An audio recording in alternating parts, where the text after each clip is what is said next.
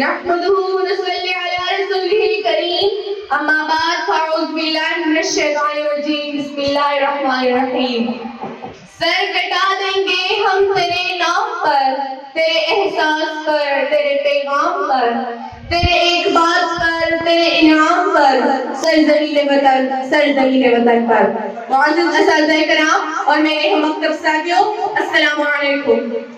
آج مجھے جس موضوع پر لب کشائی کا موقع دیا گیا ہے وہ ہے ہم ہے امید پاکستان، ہم بدلیں گے پاکستان.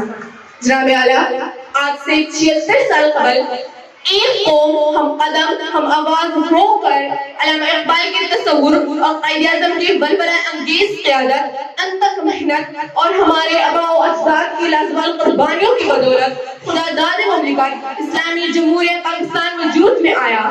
قیام پاکستان کے بعد ہم آزاد ہو گئے. اس ملک پاکستان کا تصور پیش کرنے والا شخص علامہ محمد اقبال، عملی جامہ پہنانے والا شخص ہمارا لیڈر، ہمارا بانی قائد اعظم محمد علی جناح. ان سارے بزرگوں نے ہم نوجوانوں سے کیا کیا امید رکھی تھی کہ ہم ان کے پاکستان کو کیسا بنائیں گے. صد الوقار، آج مجھے یوں محسوس ہوتا ہے کہ یہ ملک صرف سیاستدانوں، وڈیروں اور جاگیرداروں کا رہ گیا ہے. یہاں غریب کو پوچھنے والا کوئی نہیں. یہاں ایک طرف دیکھتی ہوں کہ حکمرانوں کے کتوں اور گھوڑوں کے لیے خوراک باہر ملک سے منگوایا جاتا ہے اور غریب تو وقت کی روٹی کے لیے ترستا ہے. یہاں تک کہ غریب افلاس کی وجہ سے اپنے بچوں کو زہر دے کر خودکشی کر لیتے ہیں. ہم سب کو اپنا محاسبہ کرتے ہوئے اپنے آپ سے یہ سوال کرنا ہوگا کہ اس ملک، اس پاکستان نے ہمیں سب کچھ دیا، ہم نے پاکستان کو کیا دیا؟ قائد کے بعد ہم نے اس ملک کی دفاعی طاقت کو کیسے مضبوط بنایا؟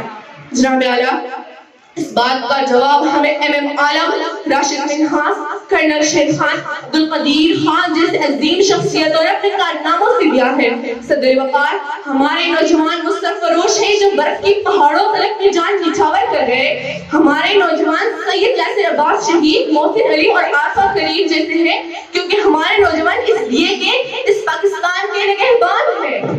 عقابی روح جب بیدار ہوتی ہے جوانوں میں، عقابی روح جب بیدار ہوتی ہے جوانوں